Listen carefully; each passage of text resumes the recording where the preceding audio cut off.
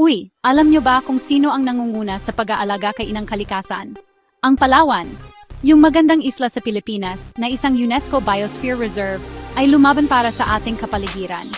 Noong March 5, 2025, nagkaisa ang lokal na gobyerno na ipagbawal ang mga bagong mining permit sa loob ng 50 taon. Hindi lang yan, may 25-year moratorium din sa pag-renew o pagpapalawak ng mga existing licenses.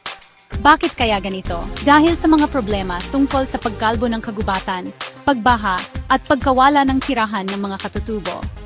Mahigit 100,000 katao ang pumirma sa petisyon para suportahan ang pagbabawal na ito.